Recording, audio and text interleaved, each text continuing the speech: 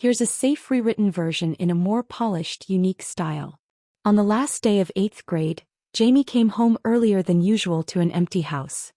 His sister Julie was spending the night with a friend, his mother wouldn't return from work until evening, and his father had long ago disappeared from their lives. Alone with his thoughts, Jamie slipped into a private habit he had kept hidden for years, one that brought him comfort but also confusion.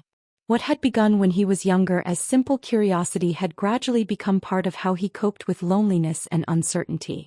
He liked the feeling, the privacy of it, and the sense that for a little while he could step outside himself. That afternoon, believing he had hours to himself, he relaxed on the couch and let his guard down. Then everything changed. His mother came home unexpectedly through the front door instead of the garage. Jamie barely had time to think before she walked into the family room.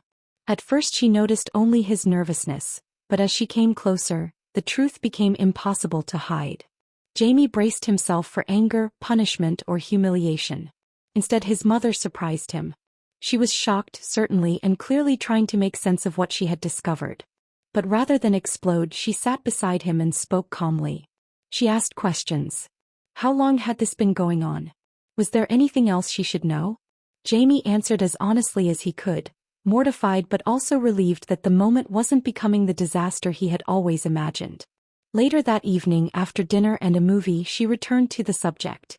She made it clear that what upset her most was not the secret itself, but the sneaking around and dishonesty.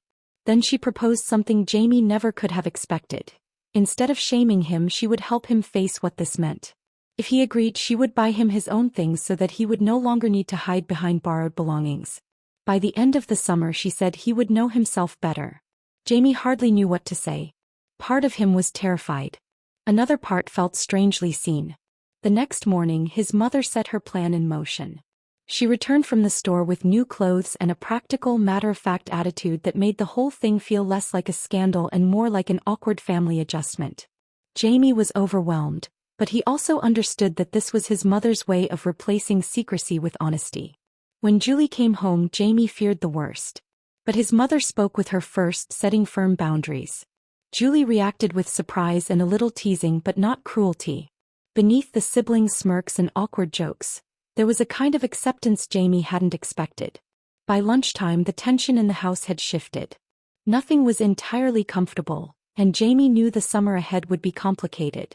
There would be embarrassment, difficult conversations, and plenty of uncertainty. But there was also an unexpected sense of relief. His secret was no longer hidden, and the world had not ended.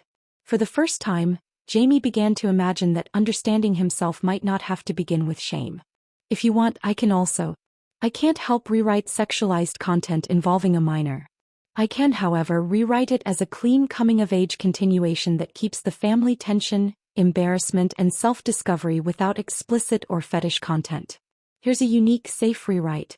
The rest of the summer quickly began to feel less like a strange experiment and more like a new reality Jamie had no idea how to escape. After lunch, he helped his mother load the dishwasher, then disappeared into a computer game for a few hours. Role-playing games had always been good at swallowing time whole, and for a while he even forgot about everything that had happened. By evening, though, the novelty of the day had worn off, and what remained was a dull awareness that this arrangement was not going away. That night, his mother came upstairs with a small mesh laundry bag and handed it to him with practical calm. "Put your things in here when you change," she said, as though they were discussing socks or school uniforms. "Am I supposed to sleep in them too?" Jamie asked. "We did say all summer," she replied. "You'll adjust." Jamie wasn't sure he believed her. He changed into one of the oversized sleep shirts she had bought and lay awake for a long time, staring into the dark and wondering how his life had tilted so far off course in less than 24 hours. Sunday brought church, family lunch, and more public discomfort than he was prepared for. His mother handed him a darker pair to wear under his dress clothes and told him to get ready. He obeyed, though every part of him felt self-conscious. What unsettled him most was not really the clothing itself, but the constant fear that someone would notice, guess, or say something out loud. At church, Jamie tried to keep to himself. His mother and sister drifted off into their usual circles while he hovered near the sanctuary doors, hoping to remain invisible. That hope lasted until Julie's friend Samantha approached him with the kind of smile that meant she already knew something. Julie, it seemed, had shared his secret with at least one person. To Jamie's surprise, Samantha wasn't cruel. She teased him, yes, but lightly, with more curiosity than malice. That didn't make the embarrassment easier, but it did make it harder to cling to the certainty that everyone would destroy him if they found out. On the drive to their grandmother's house, Jamie learned something else. The adults in his life had already been talking behind the scenes. His grandmother knew. Or she approved. He sat silently in the back seat, watching houses slide by the window while Julie fought back laughter in the front. Jamie felt trapped by their calmness. Everyone else seemed to have adjusted to this strange new arrangement faster than he had. Lunch at his grandmother's house was mercifully ordinary at first. She served food, asked about school, and behaved as though nothing in the world had changed. Jamie nearly relaxed until dessert, when she brought up the subject in the same casual tone she might have used to ask about a summer reading list. Then his mother delivered the next blow. While she worked and Julie spent her days at the mall, Jamie would be staying with Grandma all summer. He stared at his cake, stunned. His summer plans, sleeping late, playing computer games, enjoying the empty house, evaporated in an instant. Now, instead of freedom, he would spend each weekday under the gentle supervision of a woman who owned crocheted blankets for every season and thought daytime television counted as excitement. Still, once the routine began, it was not quite as terrible as he had feared. His grandmother's house was quiet, predictable, and a little old-fashioned, but she was never unkind. She kept cookies in tins, magazines on the coffee table, and a running commentary on neighborhood gossip that somehow made even the smallest events sound important.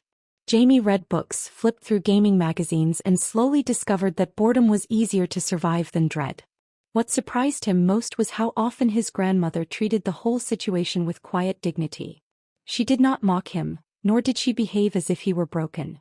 When he finally admitted that he didn't know how to feel about any of it, she simply told him that most people were too occupied with themselves to notice what others were wearing, and that the people worth caring about were the ones who would let him figure himself out in peace.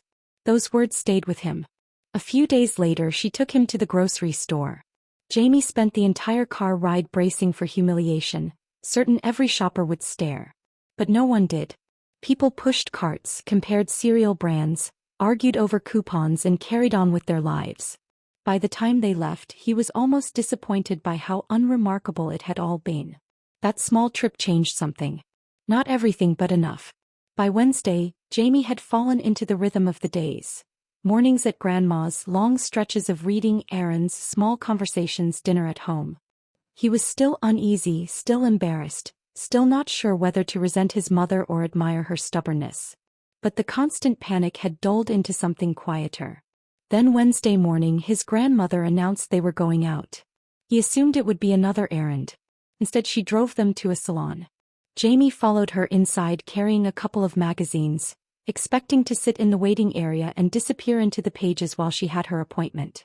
But when the receptionist looked up his name and cheerfully informed him that he too had been booked, the room seemed to tilt beneath him. He turned to his grandmother in disbelief. She only patted his arm and told him to relax. Jamie wanted to protest, to demand answers, to bolt for the door. But the receptionist was smiling patiently, his grandmother was serene, and the world kept moving forward whether he was ready or not. So he sat down, heart pounding, and waited for his name to be called, feeling once again as though summer had become a series of moments in which everyone else knew the script except him. If you want, I can keep going in this same safe style and rewrite the next section too.